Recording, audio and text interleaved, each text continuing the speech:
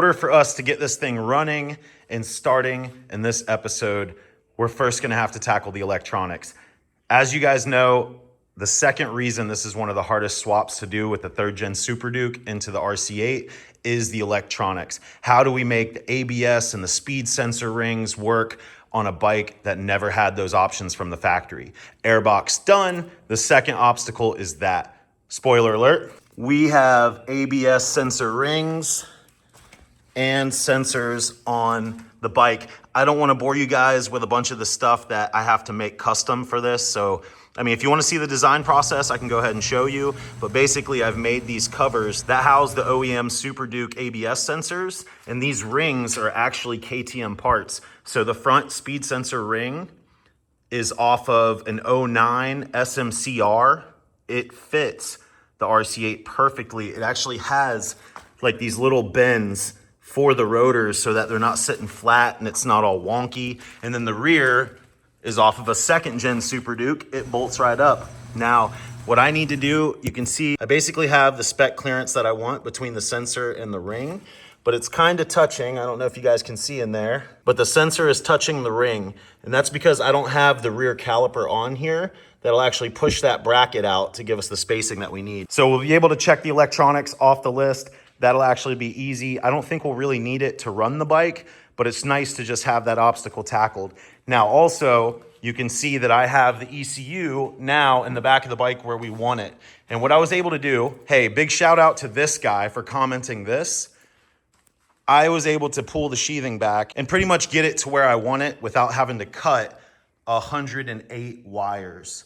That would have sucked to have to extend that 6 inches. So what I did is I actually snipped the 6 wires for the throttle position sensor, that is up in there, and the coil wire for the rear coil pack that goes right here. You can see it's just short to where it would have pulled on it, but I'm extending 8 wires instead of 108. I think that's gonna work. So let me get to cutting, splicing, soldering, heat shrinking, all of that good stuff. Let me try to get this wiring the way that I want it so we can start plugging everything in for a final time, at least to test it. And then I'll have to go in the airbox and do the fuel lines. So let me knock those things out real quick.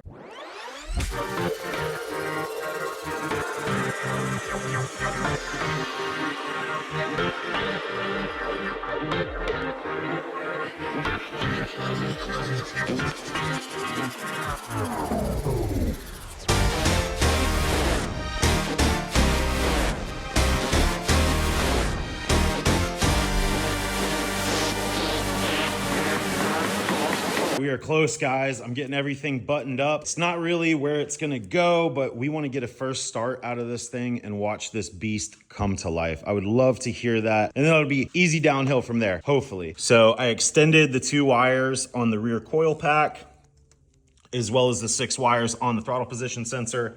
I have a few more things to button up. I know that that is gonna go to the injector harness inside the airbox. So basically, I'm gonna just start plugging in everything where it should go. And then when we hook it up to power in the dash, we might have codes, but we'll see if it fires. So one thing I do need to take account for is this is the intake temp sensor. I don't wanna relocate it. I have it on the front of the custom airbox. And the reason I don't want to relocate it is because if I put it in the back over here, sticking off somewhere, the way the tank fits down in here, I really don't want no wiring or plugs, anything around it. So I'm going to extend that 6 inches so it'll fit perfect there, get everything buttoned back up, and then we can start getting on the fuel system.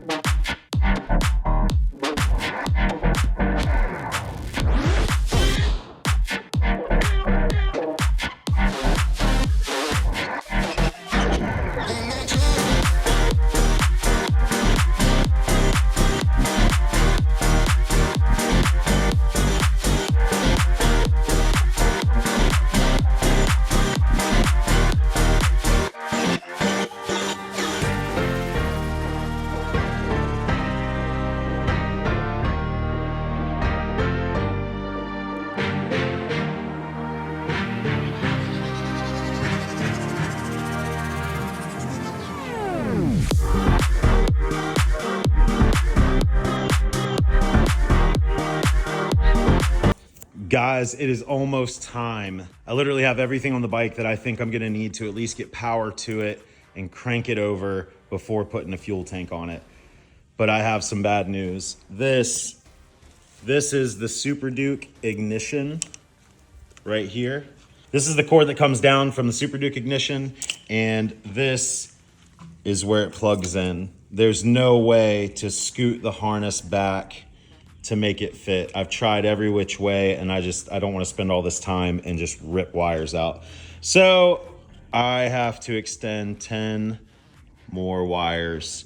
Sorry guys, if you're using this as a follow along in the tutorial to do yours, you are gonna have to extend about 18, 20 wires total. But like I say, it is way better than having to extend all of those wires. So real quick, I'll get this spliced up, get it plugged in. Everything else is hooked up. Grounds are good, chassis ground is good, power is good. I even have the tip over sensor back here. The tip over sensor is not bolted in, but it's the exact angle that it should be. I mean, everything should work unless for some reason the ABS pump or the fuel pump doesn't allow it to get power, which I don't see why it wouldn't. So let me get this done.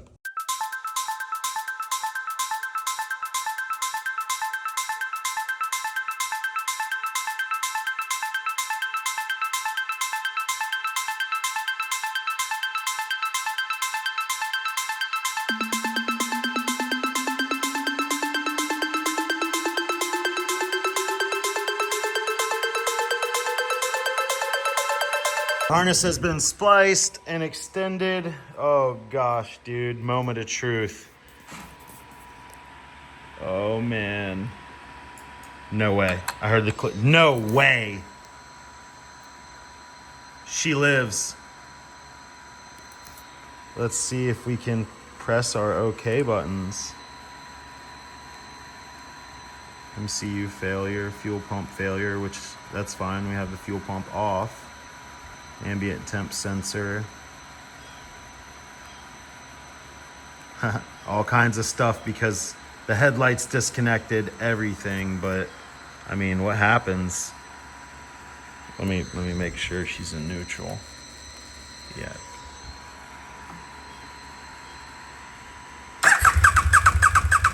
Oh my gosh, dude. Oh my gosh. Dude, I mean, we are a fuel system away from cranking this thing, folks. Just listen. See if it'll.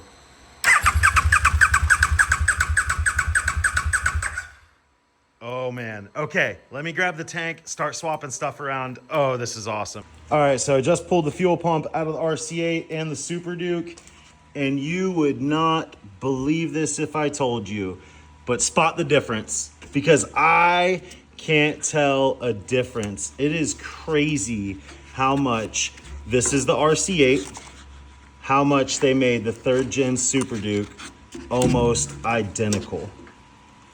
That is incredible. No, this is not dirty. It actually just has the color of the screen in it. I will clean this muck up a little bit. Now I'm gonna take the Superduke fuel pump and swap it into the RC8. Well, this is the moment, guys. The tank's just sitting in here loosely. I do have the fuel pump hooked up. Drained all the old gas. Superduke fuel pump is in there. Now right now we don't have our fuel level sensor, but they both have it on the RC8 and the Superduke, and they're both 2-prong switches. So I feel like, hypothetically, they should work with each other. I'm hoping. So I'm actually gonna check the ohm resistance on that and wire that up. I think we can make that work. But right now, I want to see if we can suck some fuel to this thing. I'm just going to put just a little bit in here for now. Oh man. Here we go.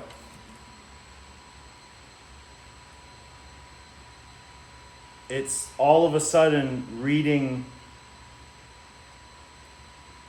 So it says fuel level sensor error. Oh, there it is. Okay. All right, I'm just gonna turn it off, turn it back on. I mean, I hear the fuel pump priming. Off, back on. Like, this bike was wrecked, and realistically it probably hasn't been ran in like 2 years, so I'm just getting fuel to it. Looks all right. Here we go. Oh, fingers crossed, guys.